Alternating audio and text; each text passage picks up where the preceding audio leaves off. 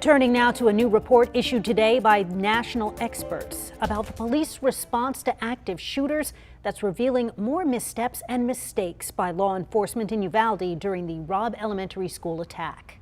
The report also includes a new revelation that the gunman fired more than 100 rounds in 3 minutes from an AR-15.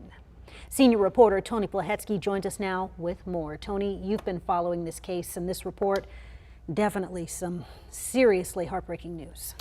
And Quita, it just seems to be getting worse. Just when we think we know everything about what happened that day, we get new information like what we have gotten today. And these new details are important for several reasons. We've heard for weeks about how Uvalde School District Police Chief Pete Arredondo made mistakes during the response.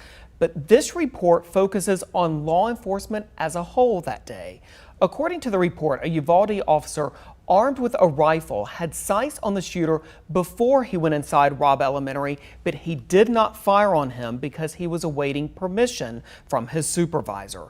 That permission either never came or he didn't hear it, and the report says that was a key moment when the gunman could have been stopped.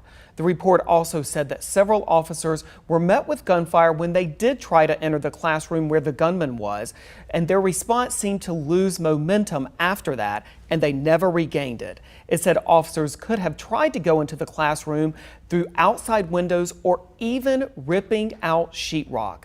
Again, it repeated what state police officials have said, and that is officers had ample firepower and protection. This report revealed for the first time that they also had tear gas canisters.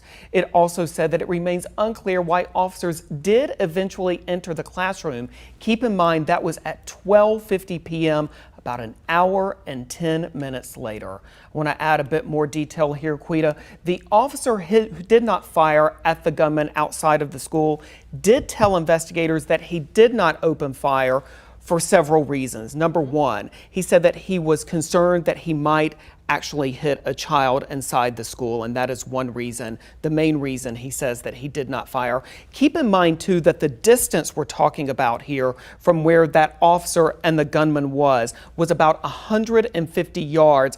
Police officers trained to shoot at about 100 yards. But keep in mind these experts who are reviewing everything that happened that day made a point in this report to say that they believed, based on everything that the officer knew in that moment, he would have been legally allowed to use deadly force, but again, did not. And that report holding Uvalde police accountable. It is. And again, really going beyond what we've been focusing on and who we've been focusing on, and that's Pete Arredondo, the school district police chief. All right, our own Tony Plahetsky. Tony, thank you so much. Thank you.